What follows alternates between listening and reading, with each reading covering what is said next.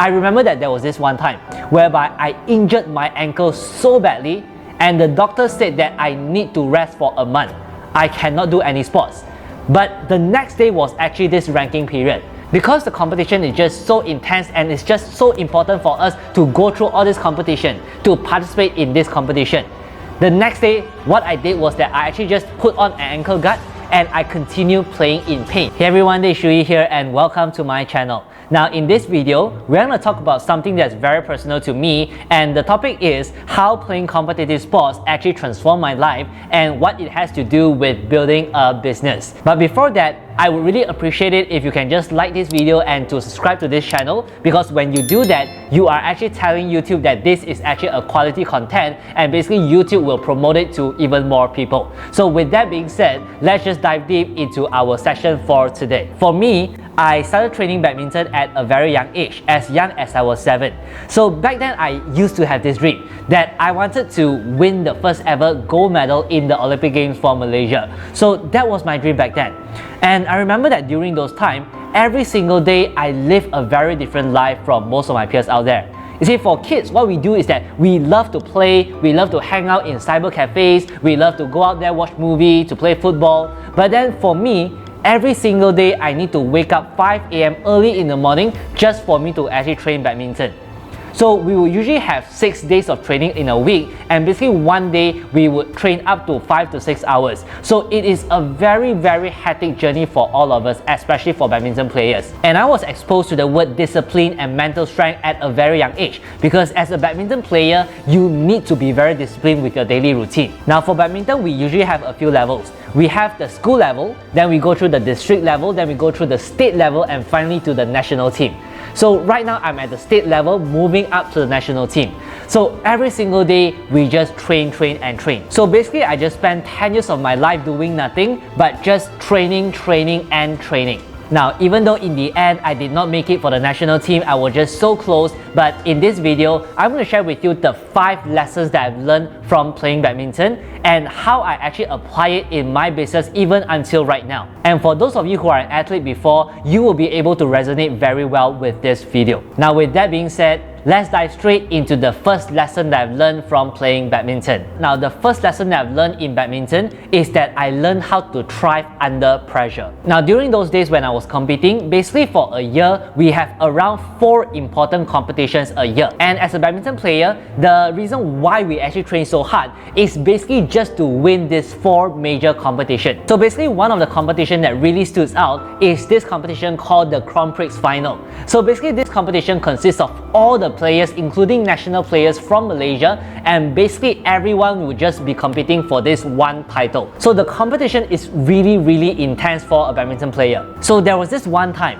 whereby we are actually the host for this competition. So you know, especially as a host, you got a lot of pressure there, because everyone will be there supporting you, and even our coach, he will be pushing us like crazy. He will get so intense and he'll be like, this is our home, you need to win this, you need to win this, you can't lose this, right? This is your home, right? So basically, this is what our coach will usually do. So as a badminton player at that time, you need to learn how to actually thrive under this pressure. So in business, it's actually the same. There are moments in your life whereby you need to actually perform at your best. There are times whereby I'm actually pitching for projects that's worth 5 to 6 figures. And during those times, especially when you know the value of the project, you get nervous very easily. So in order for you to secure the project, you need to develop confidence. You need to know what to say at the right time, what word to use, how to actually influence this person. You need to make sure you are at your best every single time when you present. So the skills that I've learned from badminton, it actually helps me to develop a super resilient mindset so that I'm able to thrive, especially in big moments like this. So I think for those of you who are watching this is one of the most critical skills that you can actually have. Because the truth is that you can plan, but if you don't perform during those moments, guess what? You will not be able to get results in your life. So that is the first lesson that I have for you, which I learned from badminton. Now the second lesson that I've learned in playing competitive sports is the ability to bounce back from failures. And I think this is an extremely crucial lesson that we all need to learn. You see, in badminton, you either win or you either lose. There is no draw or there's no in between, okay? So the thing is, in badminton, it is actually very competitive. For the entire year, you actually train extremely hard just for the few important competitions throughout the year. Now imagine this, that if every single day you train so hard and then you travel so far just for you to compete, and in the end of the day, you actually lost in the first round. And basically after that, you just spend days supporting after your teammates, watching their competition while you are just sitting there. That is actually the worst feeling that you can have as a player itself. So one of the lessons that I really learned from that is that I do have moments like that, whereby I traveled so far and then I lost in the first round. But an important lesson for us as a badminton player is that whenever you lose, yes, you can cry, yes, you can feel sad about it, yes, you can just dwell on it, but only for a few days. And after that, you continue moving forward. You get back up, you continue training, you aim for the next competition. So that is the mindset that I have developed throughout the years. So whenever you fail, it's okay for you to just feel bad for a moment, and after that, you move forward. And there's this saying that goes, right? You need to fall forward. So basically that is what I learned from that. Now when you're starting your own business, you will definitely go through that. You will definitely have your ups and downs. You see, when I first started my business, there are times whereby I feel extremely at the top of the world, right? I feel that I'm unstoppable. I am achieving so much. Now, at the other hand, sometimes I have this feeling that what am I really doing, right? I'm not getting the results that I want. I'm not going where I want to be. Why am I even in this path at the very first place? I have times whereby I actually doubted myself for that. I have times whereby I don't feel confident about myself. It was just so stressful. So I'm truly grateful that because of badminton, I'm able to develop myself with this mindset for me to actually go through failures after failures, to rebound back after all the failures, and to continue moving forward.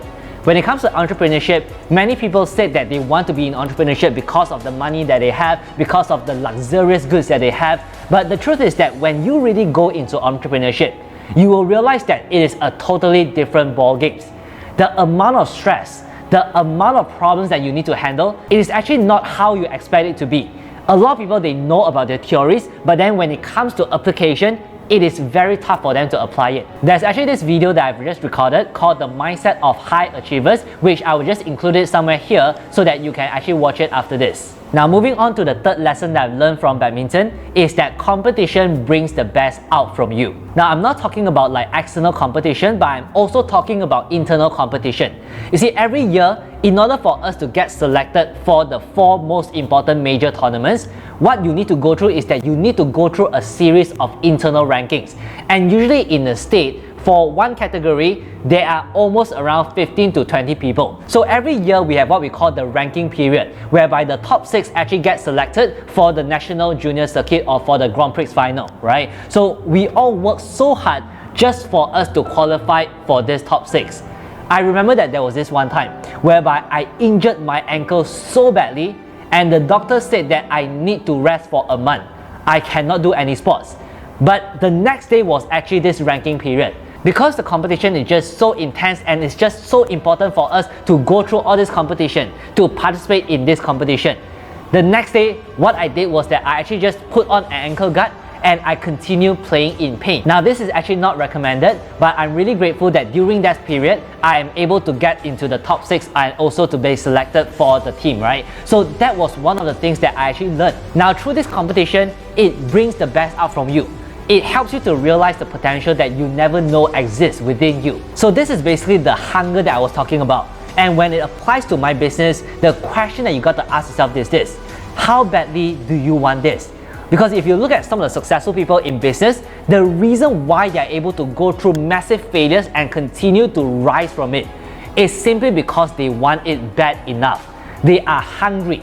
They have a strong desire for their success. This is also the advantage that I had when I go into entrepreneurship, knowing that I have a strong desire for success, knowing that I'm hungry to achieve more in my life. You see, there are times whereby you will doubt yourself. There are times whereby you will question yourself whether I'm good enough or not. But when you have that hunger, when you have that drive, these are the factors that will push you through even the toughest moments of your life. And I'm truly grateful that because of badminton, I'm able to learn all these things.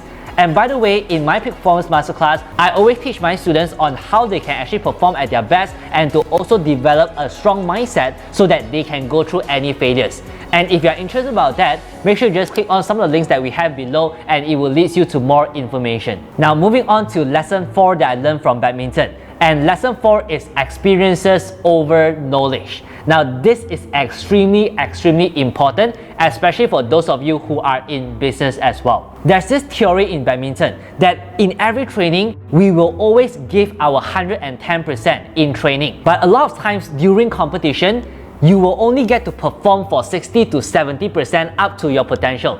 You can see that for some people, right, they are just very good at their training, they are the top in trainings. But when it comes to competition, somehow rather you just do not understand why they lost in the first round. But for some people, they are very lazy in training, but during competition, they are able to thrive. They are able to win and get into the final. So the thing is that a lot of times, you can plan all the strategies in advance. You can train really hard. At the same time, if you don't have enough experience, if you feel extremely nervous when you are competing, ultimately it affects your performance and it affects your results. So as you go through more and more competition, as you accumulate more and more experiences, all these experiences will actually help you to become less nervous so that in every competition, you get more and more confident. Now this applies to business as well. You know, in entrepreneurship, there are many theories, right? People tell you that you need to have your business model canvas, you need to know your values, you need to solve your customer's pain point. And there are many people teaching you about entrepreneurship. But the truth is that if you do not practice enough, if you do not have enough hands-on experience, if you do not go through the failures yourself, you will not understand what entrepreneurship is all about. And you will not be able to get the results that you want. So in entrepreneurship, I have learned that in order for you to go through it, in order for you to get the results that you want, you simply need to just put everything you learn into practice and understand that failures are inevitable. You need to go through failures in order for you to reach your goal. Now finally moving on to lesson number 5. And lesson number 5 is what I call progressive overload. You see, when I was training in the States team, every single one of us, we are all very driven. We are all very focused towards our goal. And every single day, we will just train extremely hard towards our goal. Now in badminton and also in strength training, there is this concept that is called progressive overload. So what does progressive overload means is that you increases your intensity over time.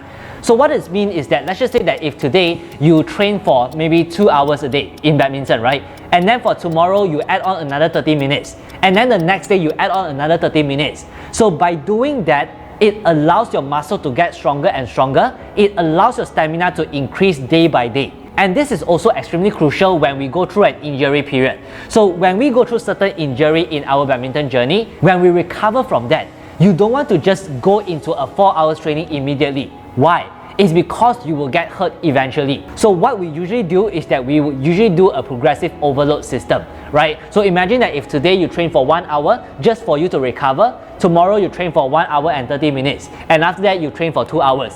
So by increasing the intensity over time, you get stronger over time. So one of the common mistakes that many entrepreneurs make is that they tend to go all out in the beginning, and after that only to find that they don't have enough energy to sustain for the rest of the journey. So understand that an entrepreneurship journey is actually a long run journey, right? So you need to have breaks in between in order for you to move further, in order for you to move forward towards your goal. And many people, they experience burnout is because they just tend to work too hard without giving themselves enough rest. So especially as an entrepreneur, yes, it's good for you to hustle, and also at the same time, you need to make sure you have enough rest. And this is one of the things that I've learned as well. I have times whereby I work extremely hard toward my goal. At the same time, there are a few days in the month whereby I just feel like I don't feel like doing anything. And that is because I felt burnout. So understand that you are going through a marathon, not a sprint. You need to have enough rest for you to go through this journey. So with that being said, drop down in a comment which lesson is actually your favorite lesson and what is your biggest takeaway from this video today. And make sure you just click on the subscribe button below and to turn on the notification bell so that you don't miss an update. Now with that being said, I hope that you have enjoyed this video and I look forward to see you in the next time.